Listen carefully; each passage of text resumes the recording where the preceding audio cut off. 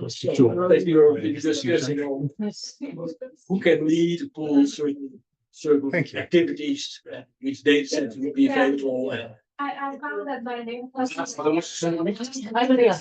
people for names, but I thought that. Good afternoon, everyone. Welcome to the session PS3. Yes, how was it? Data assimilation and remote sensing. I'm Jyoti Singh from Columbia University, and I'll be chairing this session. We have 6 talks. They will be virtual and 3 will be in person. And we have 15 minutes for each talk. Try to keep the talk by 12 minutes and question answer for 3 minutes. I can show the placard for 5 minutes so that the speakers can know that you have 5 minutes remaining. And then we can, do the question answers when the talk is done. So it's already late. Let's begin. And the first talk is by Gabriel Milito. So I take my turn. Okay, good afternoon, everyone. I'm Gabriel from the Hebrew University of Jerusalem, where I'm taking my PhD studies. And I will be talking about using machine learning models for with LAI predictions with drone-based LiDAR and hyperspectral images. On the very basic, the leaf area index is a very important agronomic parameter that is used in crop models. And this is very important because it captures the photosynthesis, growth and development, and it's also good for scaling as a scaling factor of leaf level measurements. Additionally, if we want to get or determine leaf area index, we do this destructively. We take the leaf, we pass it through the scanner. I'm sure one of the times I had to do this, I had to invite a lot of students to help me do this. I passed the knife there, mistakenly deleted some of my data because I was so tired and got it back somehow. So that was good for me. And alternatively, we could do this indirectly using handheld optical sensors like the LiCor. The limitation here is that yet is still time consuming. And also if you want to map spatial variability within wheat fields or very heterogeneous wheat fields, this is difficult because you would have to be going around the field. And but remote sensing gives us the breakthrough sort of, because you can use vegetation indices. There are several studies that have been done about that, so I won't talk so much on it. You can use vegetation indices by just giving empirical relationship between the leaf area index and spectral reflectance of vegetation indices like NDVI, EVI, many. This still has its problem because there's the saturation issue at LAIs greater than, let's say, 2 and 3 and above. And this area where you have LAIs, sorry, this is working, but where you have LAIs greater than 3 actually match the optimum LAIs of many agricultural crops with specifically no matter the vegetation indices you have, you would still find saturation issues very early or late, but you would still find that. What I want to mention here is that the optimum LAIs for wheat range between 3 to 8 during the very critical growth stages. So imagine if you have your vegetation indices already saturating here, then you don't have good information. When we look through the literature, we actually see some people, some research suggests that you could use the vertical information of crop canopy, vegetation canopy, like height, to complement your vegetation indices to overcome the saturation issues. And the big what's it called now? The big suggestion is to use LiDAR, because as an active remote sensing method, it releases laser pulse that can penetrate through vegetation canopies, and from there you can get point clouds that you can use to extract several structural structural metrics that might be related to lead area index. So we tried to look into this. What we noticed is that not many papers or not many research focused on field crops. Some have done, a handful have done work on maize, on snap pea, but very few on wheat. And those that did on wheat only use like very simple linear relationships, getting R squares between 0.4 and 0.6.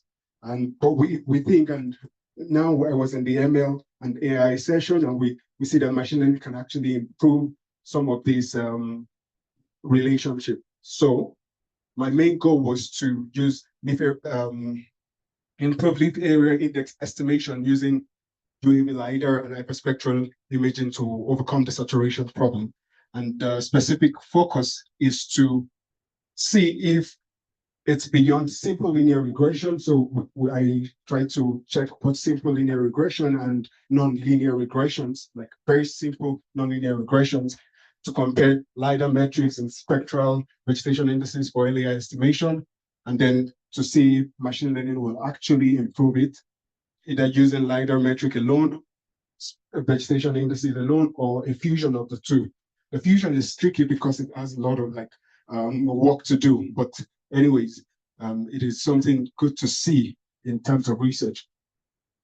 And the last thing was to identify most important features that are driving the performance of the best models. So we carried out leaf area estimation in 2 different wheat experiments in Israel, one in the central of Israel, which is a phase experiment, wheat dry phase experiment. That's 2 cultivars, and one is in the south of Israel, Gilat, where we have like several wheat trials. And basically what we did is we did like the ground measurement of LAI. My lab colleague here, Marisol, helped with that. And what we see, I'm not showing that here with the CO2 treatment, we couldn't see so much difference with the LAI, but with the cultivars, we saw differences. Generally, the LAI values varied between 0.25 and 7.7, which is the optimal range which is a basic range for wheat. So the next was to use the drone, hyperspectral LiDAR. We flew the drone over the wheat fields at 30 meters and 46 meters, giving us a spatial resolution of like 1.3 to 1.5 or 1.8 centimeter pixel size. And yeah, the drone we used was integrated with hyperspectral cameras and LiDAR, and so we could pick them simultaneously. So from the LiDAR, we generated a point cloud, and from the point cloud, we extracted several LiDAR metrics that is based on the canopy height, the Beer-Lambert law, and the canopy volume. And from the vegetation indices, we also extracted like 8 well-known LAI vegetation indices based on pigment and structure for these estimations. So the first one was to do just simple correlations. If you look at the Pearson correlation here, we see that we have values basically varying between 0.3 to 0.8, and with the Spearman, which is non-linear, is quite monotonic in the relationship between the parameter and the leaf area index. We see that actually for LiDAR metrics, most of the metrics are not linear, as many research have shown. They try to do just linear relationship, but here we see that when we did non-linear relationships, some of them actually improve. For instance, you have 0.3 here for the canopy volume, and here it's moved to 0.52. So it's not just linear, but it's also non-linear. The next was to use the machine learning procedure. Because we had a very limited data set, 181, what we did was split them to train and test sets. For the train, which is 75% of these old data, we did like bootstrapping with replacement, 100 bootstrapping.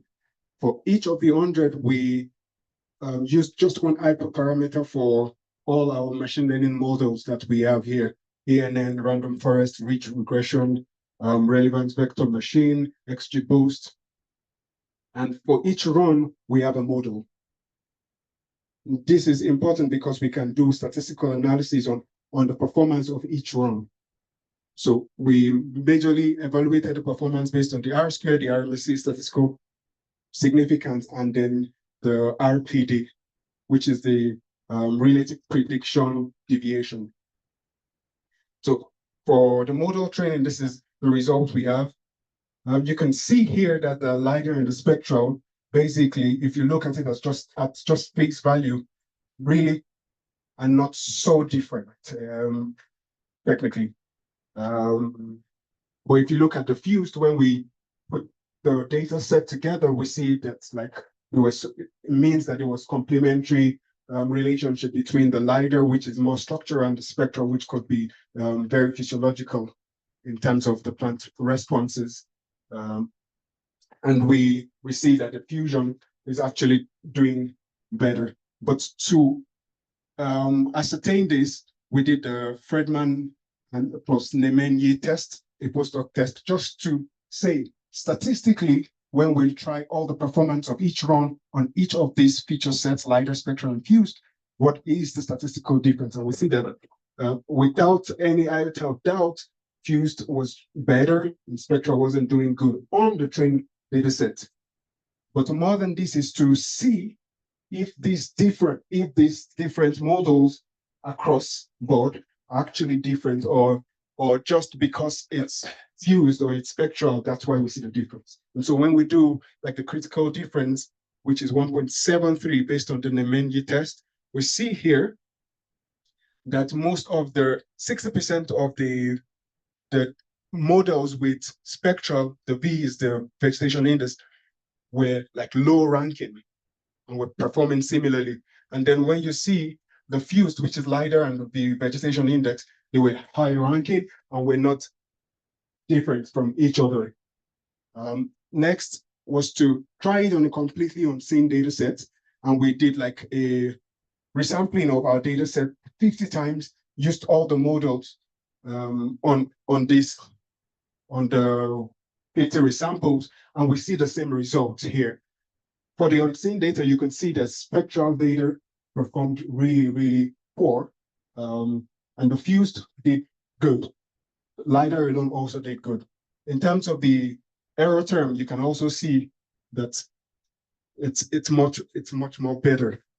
The question is if they are really different, though. And we notice here that all the vegetation indices with the models, no matter what model they're doing, not good. The ranking is poor, and all the fused were doing really good. But look, one of the things we notice is that the fused and the LiDAR alone were actually performing similarly. If you look at this bar here, they were actually performing almost similarly. The next question is, what is the robustness of this prediction? The robustness based on the residual prediction deviation, which is the ratio of the standard deviation of your prediction to the root mean square error. And we see here that first, by the grouping of this researcher here, ANN with the fused, this one performed excellently good, well. And we see that most of the fused and the LiDAR actually were performing similar. This just did like excellently well with both LiDAR and vegetation indices. And here, they were doing the same similarly. And here, this is one of the things I want to take on from here. The question is to the house is, what would we prefer if we want to assimilate spectral data if we want to assimilate remote sensing data into crop models, what would we prefer? Like the complications of LiDAR and vegetation indices, merging all the data set together at a go, or just using the LiDAR alone? If we look here, the ridge reg is very interesting because it's just like the multiple linear regression, but it puts a penalty on all the coefficients, and it's doing much better, much like the fused. The LiDAR and the fused, they're doing similarly. And so this is a big question here for me, if I would do a trade-off between having something that is very good but time consuming and just doing something that's relatively good. If we look here, if you use the vegetation indices, they were performing poor in terms of their robustness. The major conclusion basically would be that ML algorithms significantly improves LAI prediction across all feature sets. Here, we're not showing the saturation just because of time also, and that the fusion and the spectra proves to be complementary for LAI prediction, with ANN being the best. Models using LiDAR alone seem to compete well with the fused feature sets. And we took this model for LiDAR alone because it's easy to use for us. And we use ANN and ridge regression, and we see that they were not doing different in terms of if you compare these boxes for our field. They were like similar to the ground measurement we did there. We also tried it on the Gillard Center, and you can see the ANN model with the LiDAR and the ridge regression with the LiDAR were not basically different. So thank you for listening. I would have to stop here. This is our lab. It's a big lab.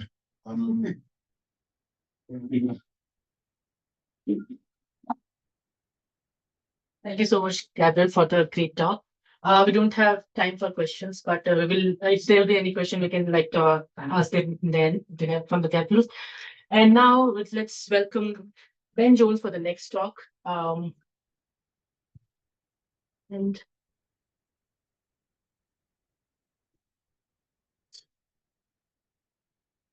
Almost up. okay.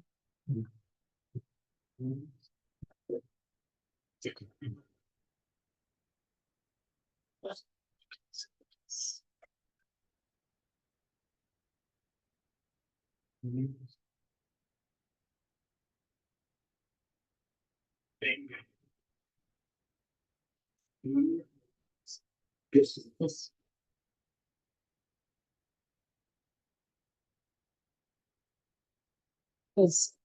Okay. All right.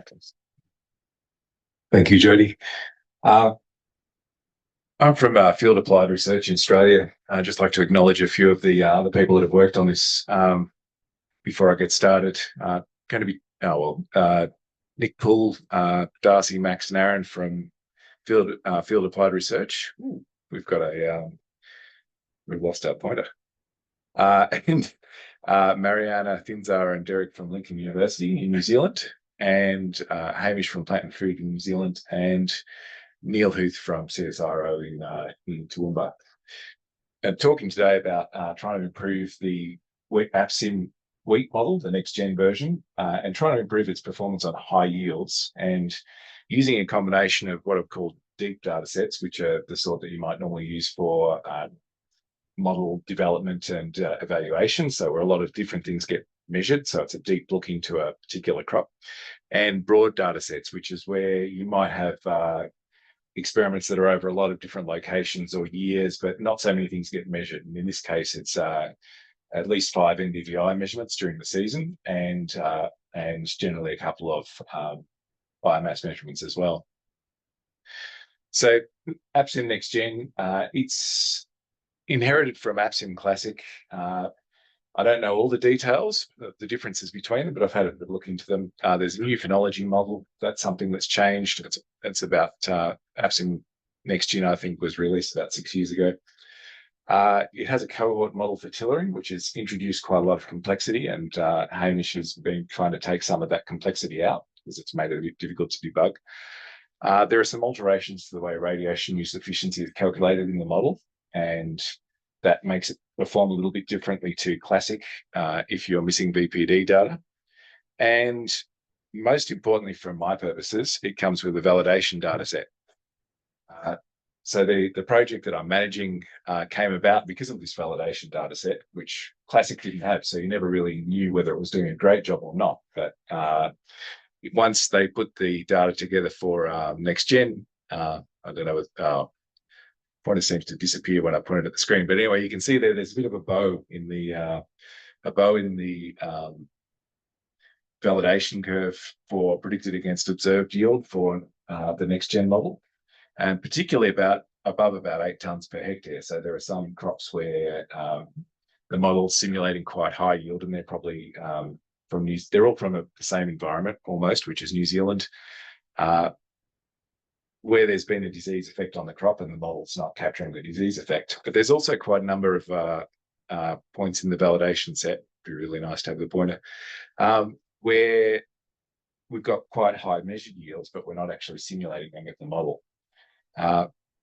So that's led to this project. There was also a couple of things happening in the grower world. So we've got growers starting to achieve yields that are quite a lot higher than previous model yields using Classic. So there's an exercise you can find online, yieldgapaustralia.com.au, which has got estimated potential yields for each season up until 2014. And we had growers that were starting to use European long season winter varieties and achieving yields up towards 8, 10, 12 tonnes per hectare. And the highest yields you'll see on the Yield Gap Australia website are around 5 or 6. So quite a difference between what was achieved and what was predicted. So we had this grower-funded project, which is to try to improve next gen. So 2 main things we're trying to do in the project. One is to add to this collection of deep data sets, so better validation sets that aren't as biased, perhaps by all being the one writing, which is the case for some of them. I'll introduce those shortly. And to add a much broader data set that's come from a program called the Hyper Yielding Crops program, which has run over, I think, 8 seasons now across Southern Australia, and it's collected quite a lot of experimental data, but of a different form to what you'd normally get if you were setting up data to validate a model or develop a model. Managing the project, there's a few challenges that have motivated this particular piece of work. One is that there's not a lot of diversity in the validation set. So we have a lot of these points from the Canterbury Plain in New Zealand, a relatively small region of the world, high yielding though, where there's I guess the culture that's built up around AppSim. If you go and have a look at the GitHub repository, it's an open source software project now. It has a very I guess a software product mindset that's at work in the project, and there are quite a lot of users. So there's the people that are working on developing the model also are very careful about changing anything that upsets the results for the users of the model, and that does, I think, lead to a tendency to try to find explanations elsewhere than the model structure for things that aren't working. And so there are all sorts of problems we can find with data. For example, Gabrielle's mentioned the leaf area meters. We've put together several lots of leaf area data and discovered that calibration is actually an issue with those things. And perhaps that's something that isn't necessarily the same between the experiments, or there are older experiments where we might not know exactly what was going on disease-wise in a crop. So we're really looking for good sources of evidence outside the validation set that help to justify going in and trying to make bigger changes to AppSim than what we would normally risk making. There's the other question of, with the project remit of bringing in all these data sets from across Australia, how do we actually use those data sets and make some use out of them? And I guess this is about putting all of that together. So this is a bit of my attempt to try to present this data. Across the top, we've got calendar days, so 0 to 450. And then a bit of it's a GIS-based approach, is to have one line in this box on the right-hand side of the slide for each treatment in an experiment, and to have all the treatments in an experiment grouped together, and then to have a separation between different experiments, a bigger gap between different years, and a box around the whole lot to describe a particular environment. And in this case, we're trying to demonstrate that this is the data from the validation set, the original validation set that's got greater than 8 tonne per hectare yield. Apart from a couple of treatments in Belgium, which I haven't included here, it almost entirely comes from New Zealand. It's almost entirely the variety Wakanui, which is a distinct sort of variety there. And there's not so many years of data. what we've added in the course of the project is a couple of more detailed data sets of Lincoln University in 2021 and 2023 with varieties other than Wakanui. So that's really, added to the genetic diversity. And this large data set from various locations in Australia. So over on the left-hand side of the screen there, you can see on the map there's some Western Australian spots which don't appear on these graphs, but we consider as well because they're lower yielding, but in the same series of experiments. There's a South Australian site there called Millicent, where we've achieved quite a few yields greater than 8 tonnes per hectare. That's a dry weight yield too. Narwarri is the Victorian site down the bottom. And Hagley in Tasmania is the site where we've had yields most consistently greater than 8 tonne per hectare. It's a lot like New Zealand in its environment, especially with irrigation, different soils, but there's been a very successful site for us. So quite a broad data set in terms of its geography and soils, and also a lot of different genotypes in there, including a lot of Australian and European ones.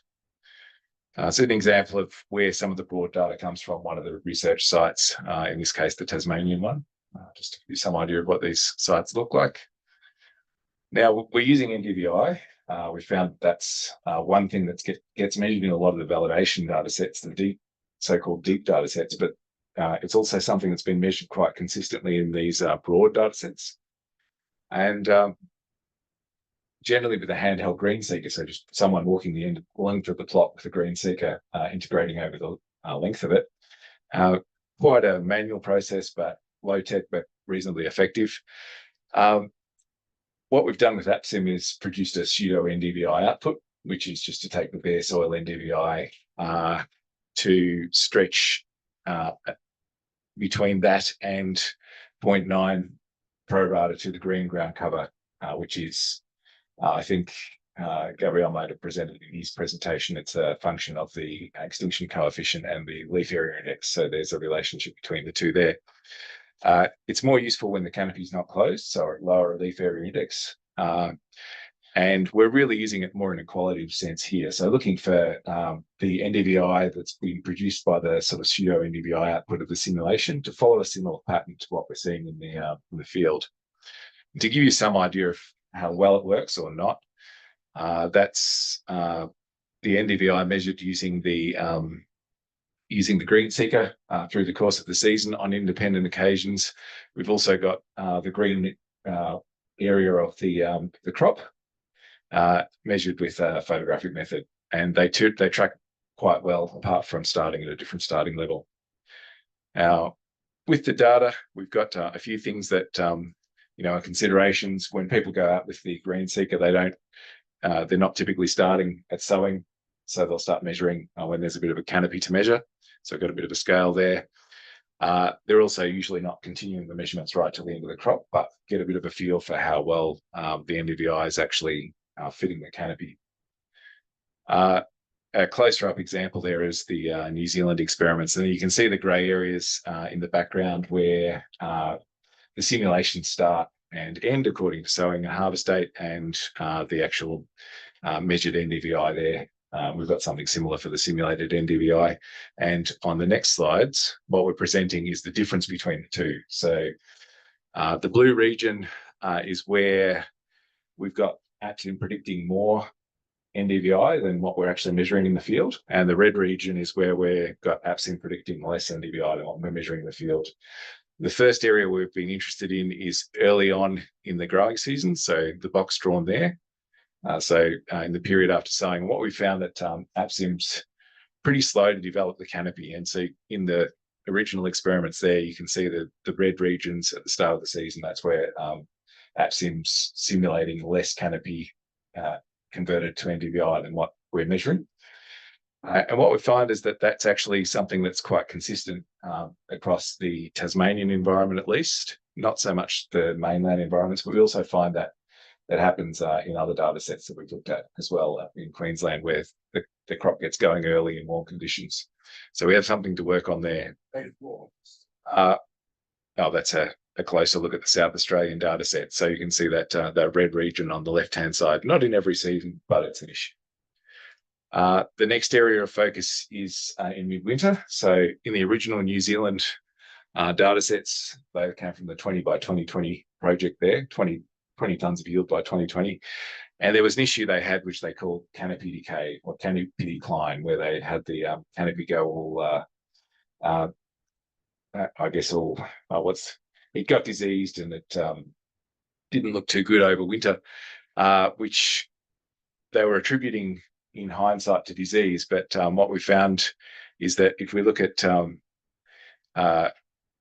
that's the original set. If we look at across the data set, so pointing there at the all of the points, you can see roughly aligning with the middle of winter onwards, we get that the blue region in a lot of the Tasmanian sets, and looking at it a bit more closely there. So it's actually a thing that's a bit of a problem for APSIM. The other thing, we'll rush through here, it's not really senescing the canopy in New Zealand experiments. So you can see there the blue region at the end. APSIM's NDVI is a lot higher than what we're actually measuring in the field. The reverse is happening in some environments, like in Tasmania. Let's cut to the chase. Oops, too far. So we think that NDVI has been a reasonably effective link between those two sets of data. It has helped to give some context to what we're seeing in the deep experiments, and there are some things for us to work on there. So improving early canopy simulation, introducing cold hardening for winter wheats, which is something that was taken out of the model because they thought it wasn't necessary in the Australian environments, and working on the nitrogen dynamics around canopy senescence. Anyway, thanks very much for listening, and hopefully there's a question time. Yes, definitely. Thank you so much. There is a question time for one question. If anyone has any.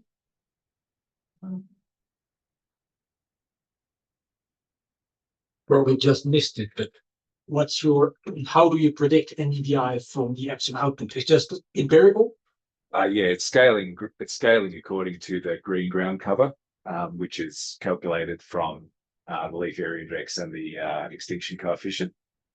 Okay, yeah, that's right. And yeah, so scale between dry soil, NDVI, and 0.9, so that's quite empirical. But we found that it tends to fit, and the pattern's reasonably good.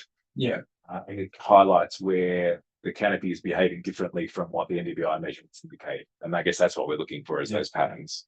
So there's no radiative transfer modeling between. There's no magic at all. No, not in this version. I think Neil's introduced a bit of magic into the next one, but yeah. Okay, thanks.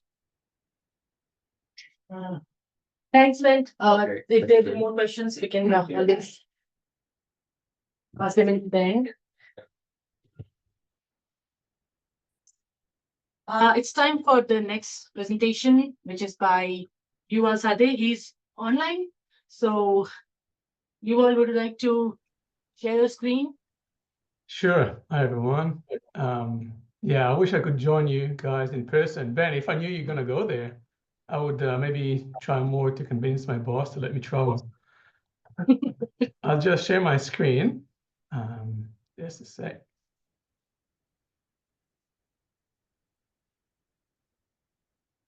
All right, let me know if you guys see it. Yes, we can see it. Can you put it in presentation mode? Yes. Okay. It is in presentation mode. All right.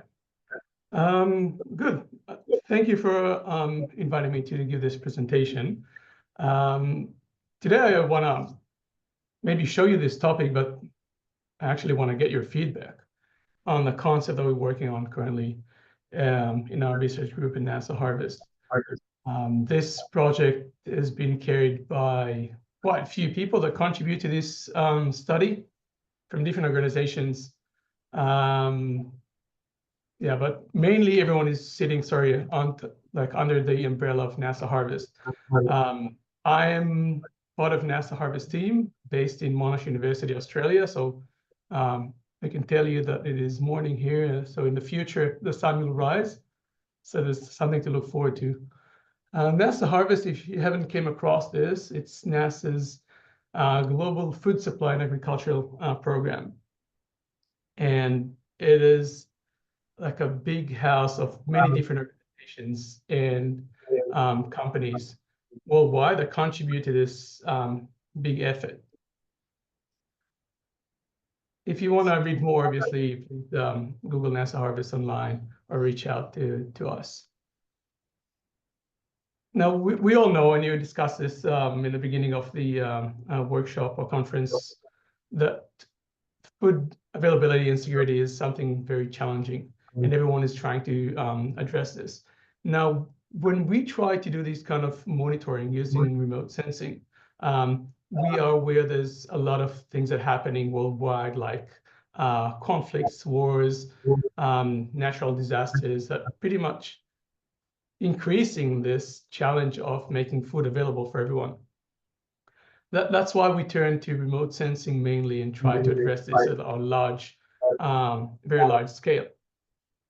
So I've seen a lot of people working obviously with experimental plots and drones and things like that, which are super important. But in our context, we need to have global coverage or very large area covered in one go. This is why we're mainly using only satellite-based remote sensing. Now, obviously, a lot of people try to do crop yield predictions for many, many years, and it's known for everyone. However, most of these kind of methods based on official crop statistics or measurements have been taken on the ground. Obviously, these kind of methods, sometimes they can be very good, but the limitation is that they are limited to the place where they were calibrated. And sometimes, or actually I would say often, these kind of methods can show some good accuracy on very large scales. But if you want to zoom into, like, I don't know, farm, field scale, or even subfield scales, they're often not very good. So this is something we try to address. So the objective of our study was to see if we can estimate and even forecast into the future field scale yield data without any ground calibration. To test the approach and the method that we're using, we used a pretty comprehensive data set coming from a few different countries, which they're currently having either conflict or lack of availability of data for training. Mainly coming from Ukraine, which we all know the situation there is pretty complicated. You can't really have boots on the ground there. Also in Ethiopia, the armed conflict there has intensified over the last few years. And Malawi, it's very limited in terms of resources they have to collect these kind of official statistics. In order to get field scale yield data, we reached out to like private companies in Ukraine, and then we also conducted crop cuts campaigns in Malawi, and our partners from CGIAR in Ethiopia kindly shared their database with us for this study. So overall, we had a big number of fields. Now, the way I have attempted to address this limitation of ground data for training and calibration was to develop this interesting concept of combining both remote sensing and crop model simulations, and to actually use the advantages of each of them.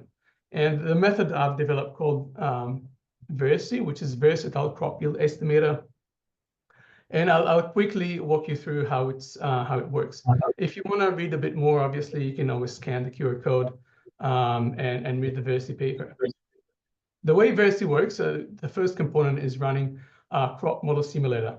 In this case, it's AppSim. Now, we know that AppSim is pretty good. Ben described it very well. If you use the right inputs, you can get very good estimation of the yield at the final, at the end of the season. But the problem is that we don't know what were the inputs. We don't know what management the farmers are using when they're planted the crops, cultivars, soils, and all these kind of stuff. So what we do, we take all these inputs and put an ensemble of simulations of a range of realistic parameters, a range of parameters that farmers may have used during the season. And then we simulate thousands of different scenarios. Now, this concept is already known and been reported in the literature. Now, Next, what we do, we use remotely sensed data to simulate LAI, Sentinel-2 in this case. And then we are generating a time series of LAI data at a pixel scale whenever we have imagery covering the entire growing season of a region of interest. And next, this is where the magic happens. So here we're coupling both the remotely sensed LAI and the crop model simulations. And we try to find which one out of all these thousands of LAI simulations here in green actually best represent or best match the remotely sensed LAI that we see from space. And we assume that if we can find the one or the group of simulations that best represent the LAI from the absent simulations, then we can also pull out this projected yield. Now, Versi also go an extra mile and also create yield maps. So after identifying the estimated yield for the region of interest, then we use that and the maximum LAI of the season to create this conversion ratio to convert the LAI into yield map, and then we actually getting yield maps at the pixel scale. This is a very brief overview. If you want to read more or ask questions, I'll be happy to provide more information about this. Let's go to the more interesting part, which are the results. Ukraine first. So Ukraine wheat, it's very important globally, and this is why we targeted this place. We got quite comprehensive data set of field scale yield data from Ukraine, from some companies there. First, we looked at the data as a whole, as a region. Let's see how Versi is able to predict the yield at a regional scale. And then what we've seen that actually, if we look at the three different time steps, time zero, which is like end of the season, 30 days and 60 days before the end of the season, we see pretty decent results. The R square is pretty good, and the RMSE is pretty nice, taking into account that we have no information coming there from this place. Now, here's the more bigger challenge here, is when you zoom into the field scale. So here we analyzed each time step separately for all these 3 years of data that we got. And we see that the highest accuracy is achieved towards the end of the season. And then as you go deeper into the season, then, or like going towards the early part of the season, then the accuracy is actually drops a bit. It seems like there's a trend here, and we can theoretically use some statistics to manipulate it and fix it, but we're not doing it yet.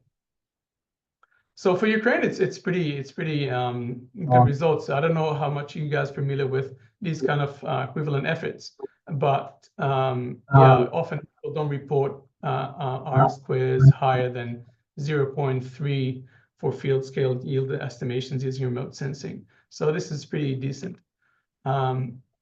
Now Ukraine have big commercial fields. The challenge is when you move to smallholder farming systems, is that first you don't have any information completely, even online, you can't read anything about it. And the pixel size is pretty crazy. So like in terms of how many pixels you have in each field. So we had much less pixels, but still we went and gave it a go. So in Ethiopia, we had 600 and nearly 30 fields. And then for Malawi, 267 fields, all with crop cuts data from different years, 21 and 23, and another year as well. Again, first we started with the regional scale. So each region here in this like gray squares were aggregated to one value to represent the yield in this region. And at the regional scale in Ethiopia, this is maize, by the way. The maize prediction in Ethiopia was not as good as we hoped, But in Malawi, we were actually pretty surprised to see how good it was. And if we taking all these regions together, and then we see the R-square still is pretty good, 0.8, even 30 days before harvest. So we're still able to give a decent prediction before the end of the season. Now, field scale. This is where things are getting a bit more tricky. When we look separately, Malawi and Ethiopia field scale, we see that, at least for Ethiopia, we see some pretty good, decent clouded points, although the accuracy is not as good as we hoped. It is pretty equivalent to what people report in the literature for commercial fields. So being able to do that for small water farming systems, that's very impressive in our opinion. In Malawi, it's still, we need to be for some, I don't know, we need to think about it, what went wrong and how we get this improved. Now, where this thing is taking us. So we can actually not only analyze the fields that we know where the yield is. We can now, after we gain confidence, we can run Verisi for all the wheat fields in a region of interest. So this, for example, it's a state called Oblast in Ukraine. The name is Poltava. And another team at NASA Harvest did the crop type mapping. And then since we have the field boundaries, which I delineated automatically for all of Ukraine, then we can overlap them and analyze only the wheat fields and get field scale yield data and other practices as we wish for each individual field. So this is actually pretty cool. If we compare it to like official statistics, we see it's still we're getting fairly good results. You only have So some lesson. 2 minutes. Okay, lessons learned. So we show that you don't have to have in-seated data to get good predictions or some predictions. In order to get the predictions, we need good in-season crop type mapping. So this is something we all need to work on. We show that Verisi is able to work in absence of calibration data. But we think that we need to do some model intercomparison studies as we know that there's room for improvement. But in reality, I think there's not one model that works perfectly everywhere. So maybe integrating with other predictions from different models. Just really quickly, this is like in progress work. There's a lot of crisis happening now in Morocco in the last 2 years around food security. So we used Verisi operationally now to produce these kind of projections into Morocco wheat. And these are our predictions for the current season, which are about to start to be harvested really soon. If you want to hear more about that, reach out to me. Yeah, and then also obviously we can get like fields, like pixel scale yield data for each place. Just to thank all the people who contributed to the success of this study, still a work in progress. Many people, so I won't name anyone.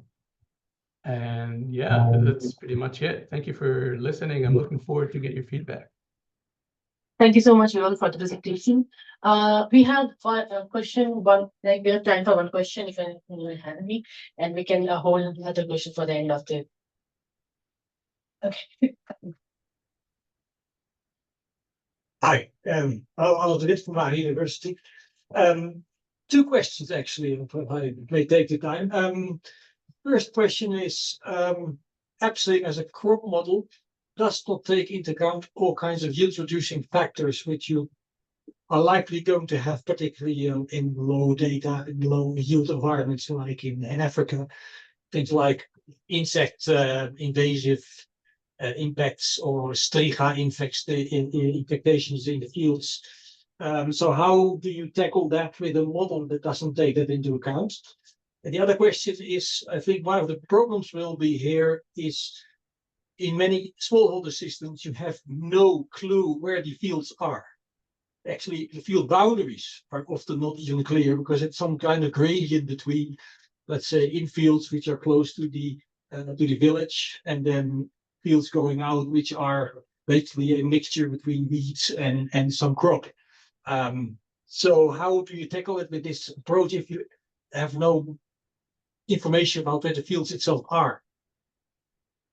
These are very great points, and these are challenges that we're trying to face as we speak. So as for the low yield fields, this is something I also noticed when I developed the method. And when I started working in Australia, when we had a big droughts here towards what was it, like 2017, 2018, sorry. Then I noticed, yes, we need to add another component to it. So Versi has this worst case scenario component that if the LEI is like extremely low, then it will take the lowest average lowest simulations that AppSim, like the scenario that AppSim generated.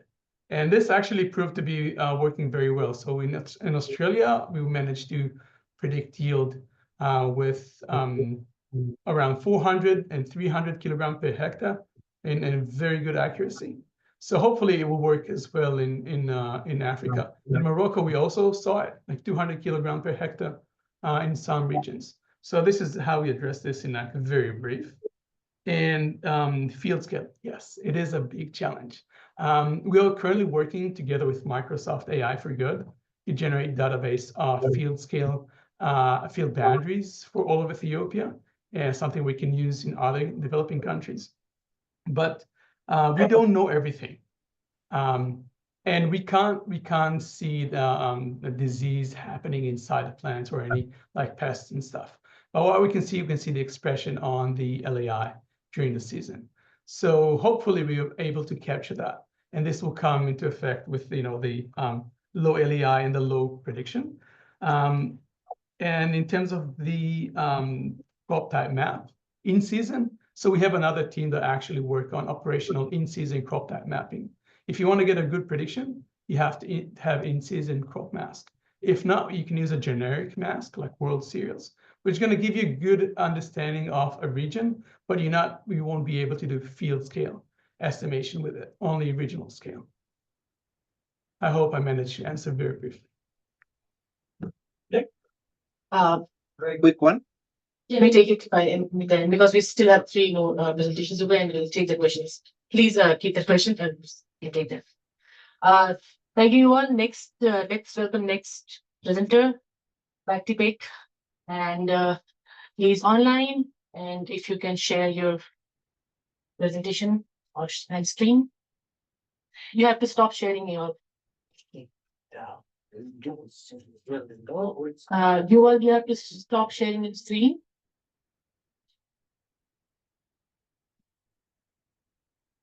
Thank you.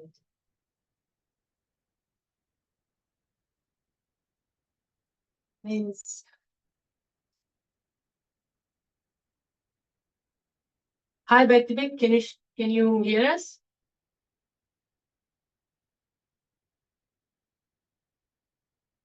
I can see him online, but I don't think he is hearing us.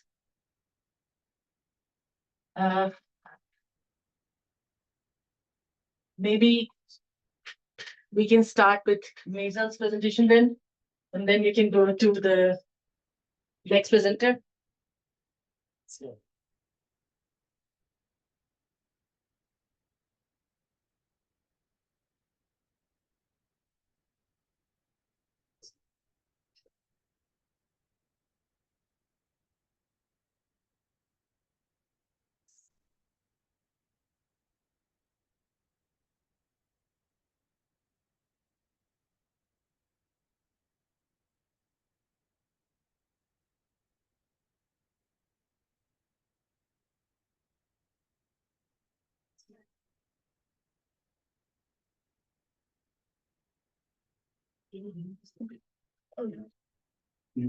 No, That's oops. This doesn't work.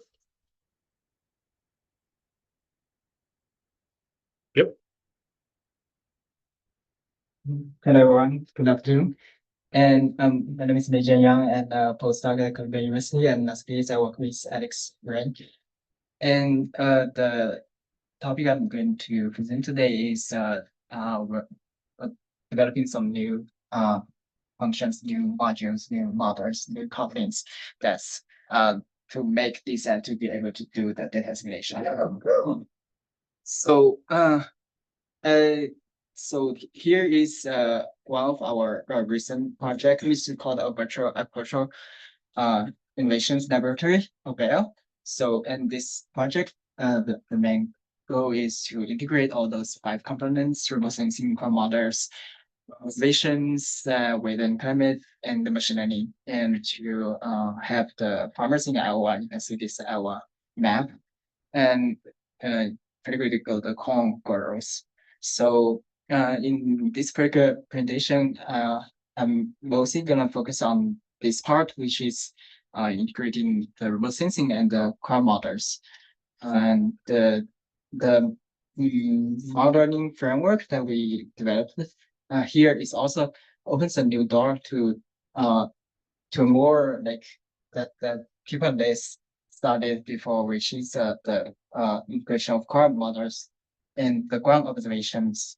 So you know that simulate remote sensing in model is already like many people have studied, but in the next the ground observation simulation is like a more like stronger aspects in terms of the this whole framework in our project. So this here I'm gonna present 2 major contents. The first one is land agricultural information system. So in this this project is mostly funded by the NASA's AST project. That's where we develop fully coupled DSAT and the NASA information system model. So, and the second one is I developed a central assimilation module in DSAT. So basically, we can expand the DSAT capability in assimilating the data from various sources. And we do have a very high resolution model configuration. And here, this we are trying to model that each and every crop pixels from the CDL data, which is at 30-meter resolution. And the model we use is version 4.1 and series base modeling in the crop model for soybean. And so the region, as you see, is Iowa, and here we do have multiple different levels of yield ranges, but in general, it's from like 2000 to 22 to the last year. And the health soil and wind data and the remote sensing data, we do have the SNAP and the MOBS data here. It's the SNAP is level 4. And the other data like category 20 days management are from the USDA report. So this is a big structure of the covered land agriculture information system. So for the land information system, probably you're not very familiar with. This is a platform that consists of lots of land surface models, including like NOMP and like CLM, like MEEC, and etc. And the advantage is that it has a built-in already developed data simulation tool that's already using the optimal command filter. And so the advantage of this whole, coupling the 2 models is that we can take advantage of the DSAT model in terms of the plant and the like physical processes and the hydrological processes that's simulated by the these. So in this one, we are transferring the like the climate data from this to DSAT as well as the semester from this to DSAT, and we feed back the LI from DSAT to this. And before we go into the copper modeling, here are some sensitivity tests. So so we're looking at the corn soybean at this from 2015 to 2019, and this is when we initialize the model with the SMAP soil moisture and compare with the baseline simulation, which is no like external data incorporation in the model. So generally, we can see that in some areas, even we just initialize in the beginning, like the first day of simulation, that it could have a big impacts in terms of crop yield. So the dark blue and dark red are like 10% increase and 10% decrease of the yield in this region. So, and if we look at the two representative area for corn, and so even like well, like in this first area, like with the when the crop has a high increase and it has like small differences in the beginning of the semester, and but it but the semester in the later stage are actually quite similar. But for the other one, like the area 2, which are high yield decrease, so the initial semester is not that different, but the later stages, the semester are more different. So in this case, like that is only a very probably uncertainty in the beginning, but it will lead to our different outcomes. So next we want to look at this how the carbon model works compared to the descent upland simulations. So the left column, like here are like corn, soybean, and we're showing the root zone moisture. And if we look at the weight year 2019, the differences are actually not too much. But if we look at the dry year, and particularly in the western part of Iowa, so we can see that the yield kind of have a quite large difference in terms of corn and soybean yield, and the soil moisture is also very different. So, and I want to emphasize that here, this is not these are uncalibrated model. We are not comparing it with the any mass data like that. So the other thing is the central assimilation module. So although we do have this carbon model that can perform the simulation, but the simulation in the information system is actually quite limited to several variables like so much AI, like snow, cover, groundwater. But we want to see more variables to look at, particularly to see like how when we have the ground observation, if we put that in the model, what will the difference make? So here I developed this module, and this module has two. Currently, it works for two method, which direct insertion and the standard filter. And we do have like about 20 variables included, which includes the plant variables and the soil variables and some few management variables. In this presentation, we focus on the serious maize model, but it's also capable in the crop growth. And yeah, again, like in this one is we have a site experiment like at the Perry Iowa. So before we look at this serious simulation, we want to look at some sensitivity tests again in the beginning. So here we look we have a set of different perturbs in the model. Like for example, in the middle there's some lots of experience with like low soil moisture, high soil moisture, low soil temperature, high soil temperature, and their combinations. And we want to see in this period, here I just choose like 10 days period. One is in the early season and the other is in the mid season. So we found that the early season soil moisture is very important to the crop growth. And if it's low, it will just kill the crop in the mother.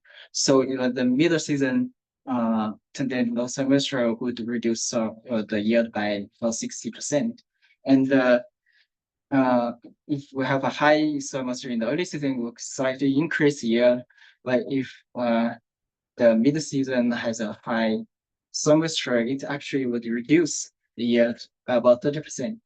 And in general, if we compare all those simulation with the before with baseline simulation, we can see that the soil temperature effect is very small on the crop yield. So that's probably like some setup in the design model that the soil temperature doesn't have a parallel effect. So it's just, if we change it, we just change it on that day and doesn't affect the following days. And so we also want to dig deeper to look at how these different experiments affect the crop yield. So generally, we look at the soil moisture is the one that has a leading effect. So we only focus on the soil moisture experiments. So if you focus on like the green line and the red line, the green line is a low soil moisture and the red line is a high soil moisture. But in general, like the ET in the mid season decreased in both scenario. Even that reason is because in the low soil moisture, we understand that the transpiration is very low because as I set it in a very low. So that's already below the winter point, but the model will just convert back to the winter point. But at the high soil moisture level, because it's saturated for a very long time, and it would have excess water stress after a certain time, and so that the curve will stop growing, like stop uptaking the water from the field. So. And we also look at the runoff and the drainage. So generally, when we have a very high soil moisture, it actually also will be drained in the mother instead of forming the surface runoff.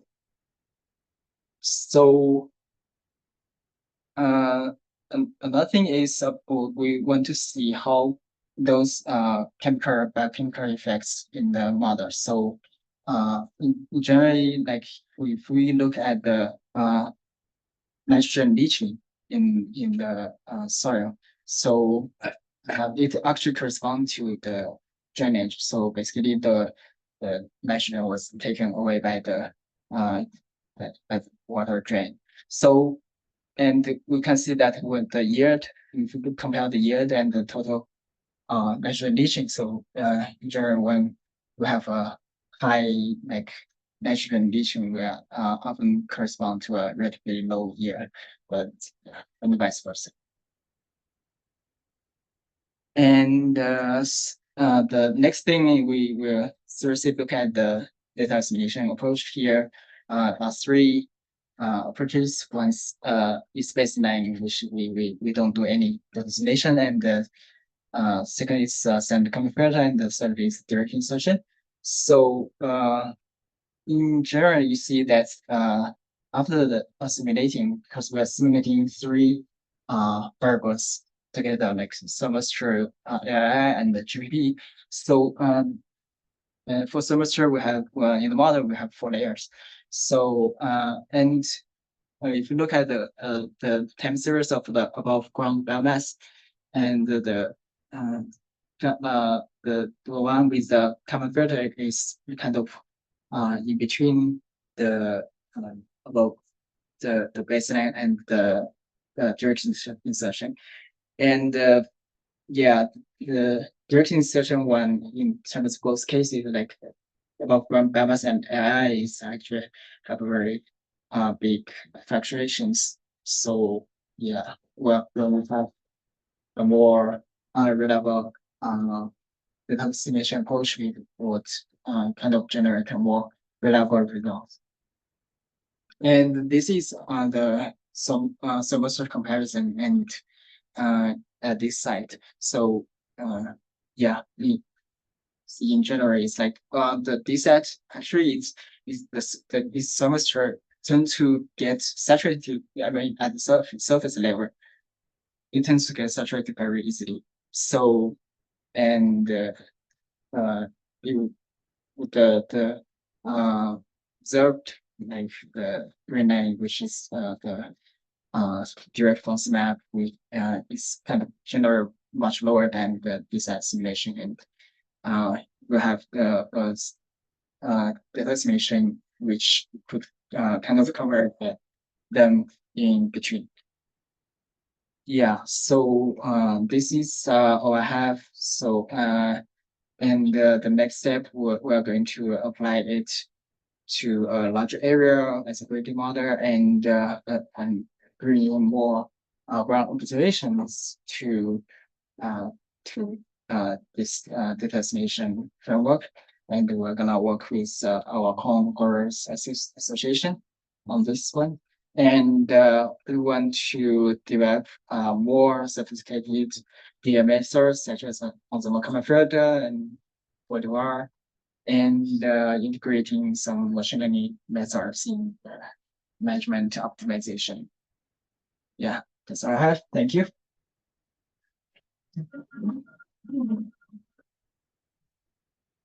Thank you, Megan. Two of our virtual speakers are not speaking anymore, so we have all the questions for type of question and answers. So let's if we have any questions to for Megan, and we can also then ask other speakers.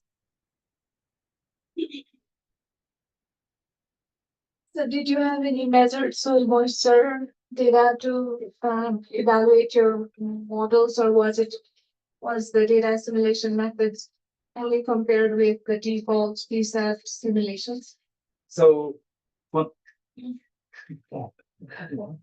So yeah, not yet. But so for now, we're just trying to prove that feasibility and calculation of our models. We haven't really compared with any ground observations in terms of like substantial yet. No, we didn't do calibration as well.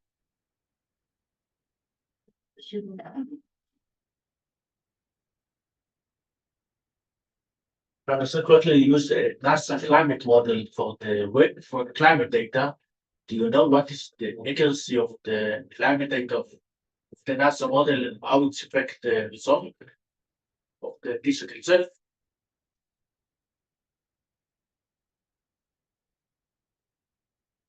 I'm not very sure what the question. Okay, so yeah, Can you repeat the question and maybe speak down? sorry.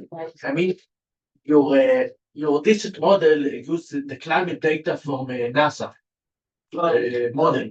I know. Oh, you mean from the NIST? Yes. Yes. So you know what is the accuracy of the NIST model in terms of climate, and how can it affect the result of the yield? This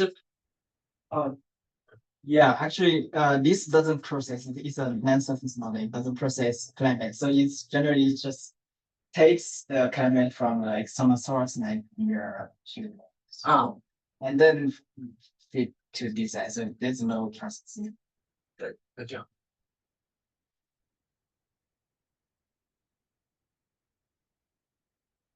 We were assimilating the AgMIP data into the model. But those AgMIP soil moisture estimates, they usually only cover the top 10 centimeters because I think it's L band, which is not able to penetrate the soil any deeper. How does your system tackle that? Because for DSAT, you will need root zone soil moisture at least in different layers. Yeah, I think the L regardless L1 to 3 probably just for the surface layer surface, but the L4 map is actually for the has the root zone surface, sure. And that one is actually you can say some data is actually processed by model already. So yeah, it's not the raw data. What is it called? So, Snap L4. oh, snap level 4. Yeah. There's already a step involved to convert that to Yes. root zone Yeah, it's already. moisture. Is it in absolute terms? Because I know there's a product in the Granicus store which is called Soil Water Index, which is based on spectrometer data for the European system. That's an index. Level 4 is that absolute estimates of soil moisture content. Yeah, it outputs a absolute semester. Yeah. Yes. So, so I think it's the just the surface is much like probably 0 to 10 centimeter, and below that is called the root and semester. So they are not very refined in face. Okay. Thanks. Is it okay to ask Gabrielle a question? Yeah. Sorry. Okay. Right. Gabrielle, I was wondering, you use LiDAR. Have you looked at also using the 3D point cloud you can generate from overlapping drone flights? So stereo photography, I think it's called.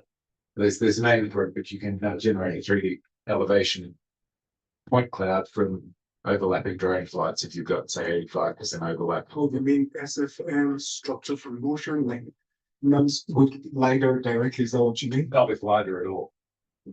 From the LiDAR, we actually generate the 3D structure with based on the point cloud. And we're not really interested in the structure as it were right now. It is what we can like get from the 3D structure. So we get the point cloud and we can make something like it's some sort of index or some sort of metrics that can just tell us something about the structure. Or basically, I'm not sure if that answers your question. Not quite, but Maybe you repeat. yeah, if you use say, I think it's Web Open Drone Map or Open Drone Map, say, to process your data. Yes. If you've got the required amount of overlap, it'll use overlapping photographs with different angles to figure out a point cloud just based on the images alone. So it won't have a reference height, but it'll be, with respect to the image, it'll be correct. And that's got a resolution, if your processing's capable of it, of 1.5 to 2 centimeters, which is probably not so different from your LiDAR, but it doesn't require hanging the LiDAR off your drone, so you can measure it much more cheaply. Another question was, did you measure your spectral characteristics on the same pixels as your LiDAR, like on the same basis, like 2 centimeters or whatever? Yes, so I would answer this last one. The resolution for the spectral images were so fine, 1.3 centimeter, that of course the LiDAR is giving you like very detailed point clouds. But if you think about it together, it's at like the most refined level. It's not like using 1 meter resolution images with some point cloud. No, because of the resolution of the spectral image that we're using was so refined, so we could compare this. Basically, the map I showed in the end, actually, what we did was to like take a grade cell of the same cell size of the spectral images so that they could look almost similar, and then we measure the metrics based on this 1 centimeter pixel size. And then we generated the metric and we ran the model over it. You have a lot of internal shading in a that sort of image. That's if you take a bigger pixel size, someone across several crop rows, it'll take the shading out and might actually give you a better result for the spectral.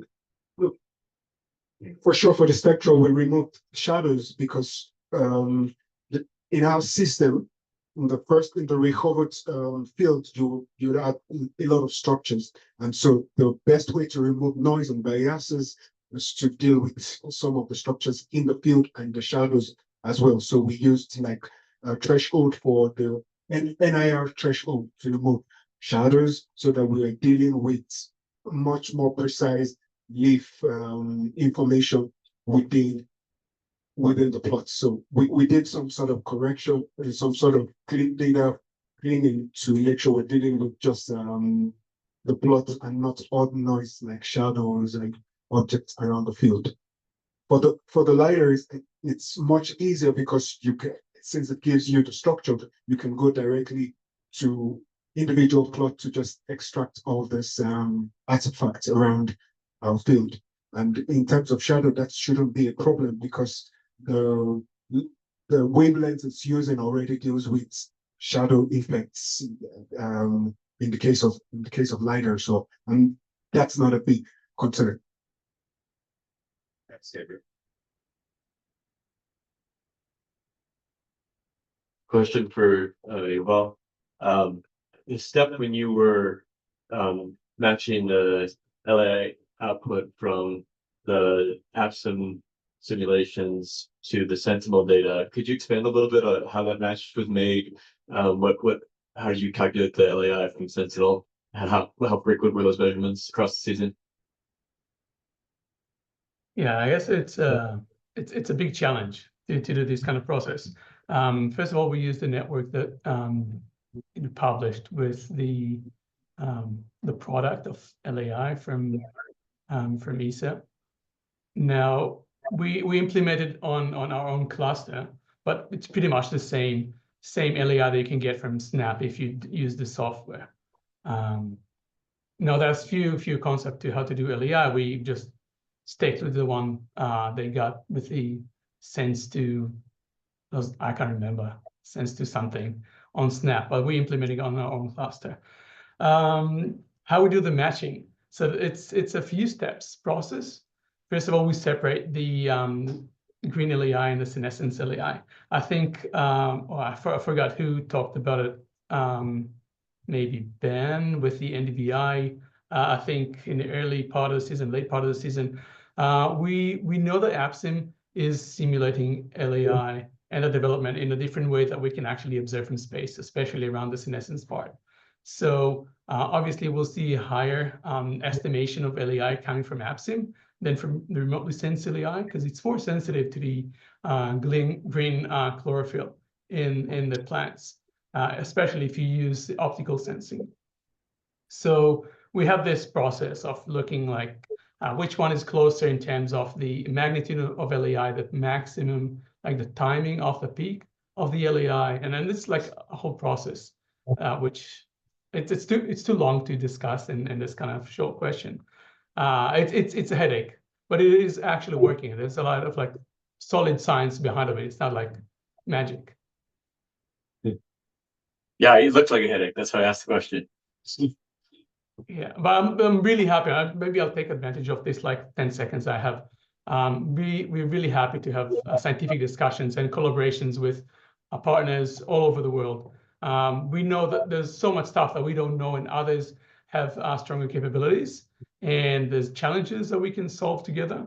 So please, if you have, something a challenge you want to try and solve together, or, a project you want to work with us, we are very open to work with everyone. So please reach out.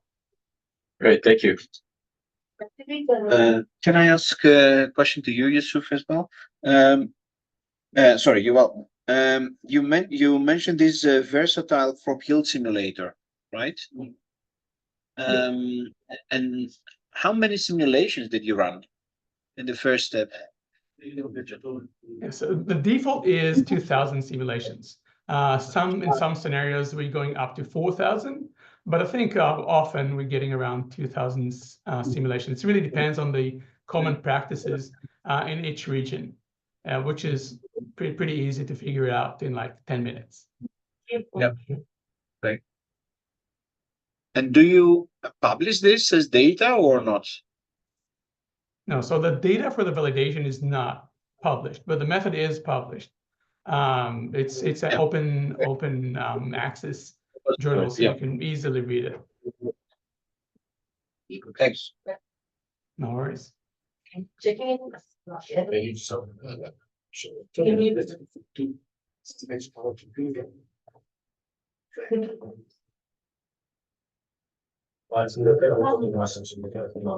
have a question for the first speaker.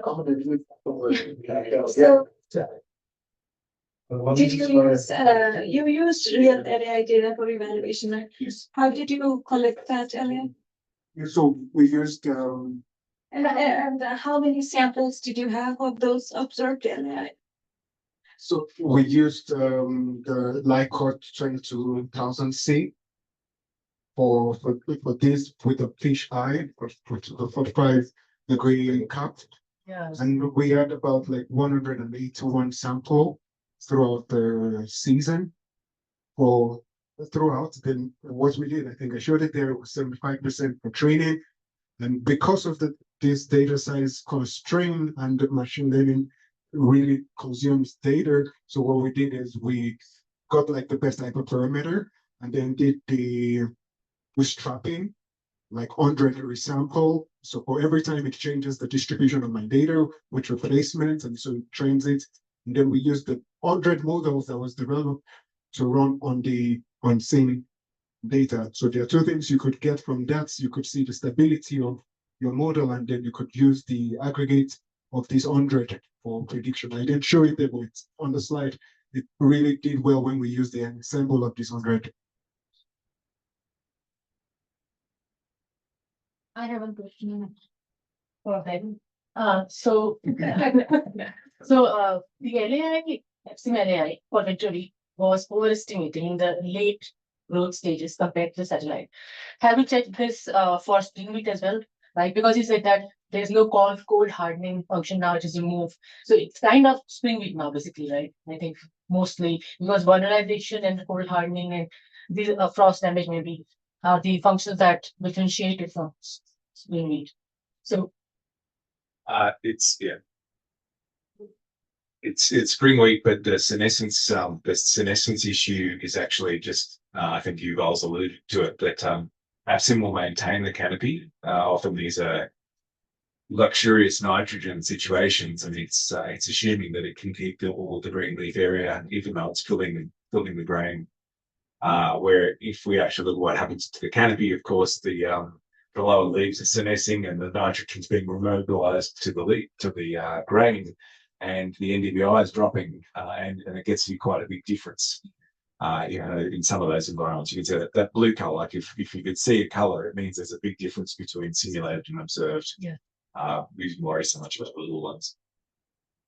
But whether it was spring or not, it didn't matter by that time of the season. That's all to do with grain filling. So, the reason that the yield was low.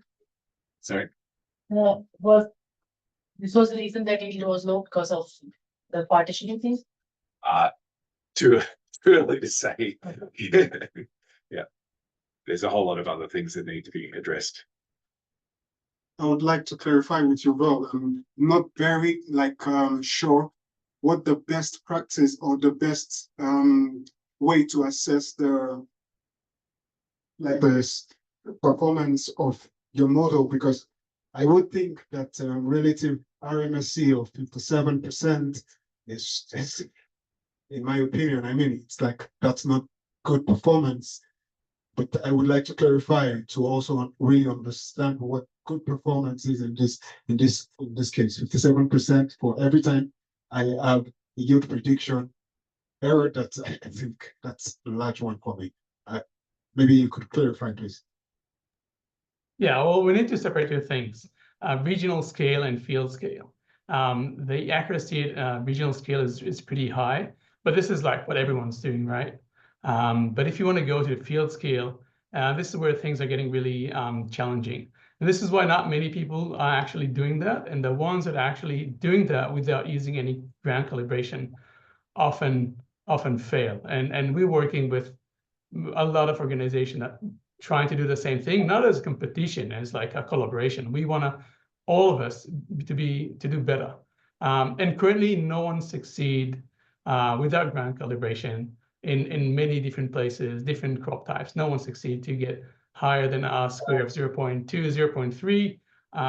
You might have seen David Lobel's papers. We're working with him. They're also not getting better numbers than we do. So this is where the science is at. Well, we try to do cutting edge stuff, and that's currently the limit. And if you have ideas of how to do it better, I'm open to the discussion. Thank you. All right. I have a simple question to you all. Like, if you have to attribute the reason that why the R square is so low at 2 African countries for maize, is it because of the diverse management practices? So you asked about the accuracy, right? Because the sound is not very good on Zoom. So the accuracy that we're getting in Ethiopia is lower than Malawi. Malawi is actually spot on. We think that Ethiopia, because of the very complicated terrain there, so the topography is very challenging. There's a lot of clouds there during the growing season. And so we think this combination is actually hinder the high accuracy that we were hoping for. Actually, most of our collaborations in Africa told us that if we can get it right in Ethiopia, we can get it right in other parts in Africa. So it's a much harder challenge to do in Ethiopia. And I think this is so that the environmental conditions just a bit harder. Thank you. I think we had a long question on the session, and thank you, every speaker. And I think with this being end this session, thank you so much. Have a good rest of the evening.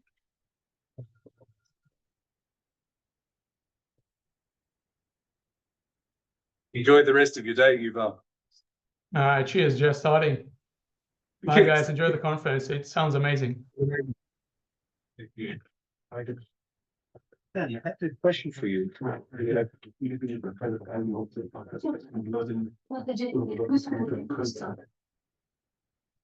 In what sense?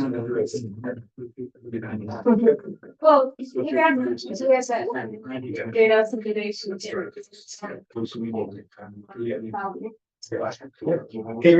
We're not at a point where. Well, if you data thought using that assimilation instead of wide up, it's not drop music.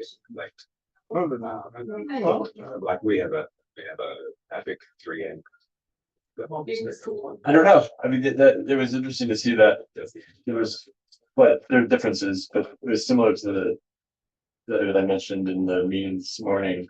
Uruguay, they had a similar approach to that today. Take the Epsom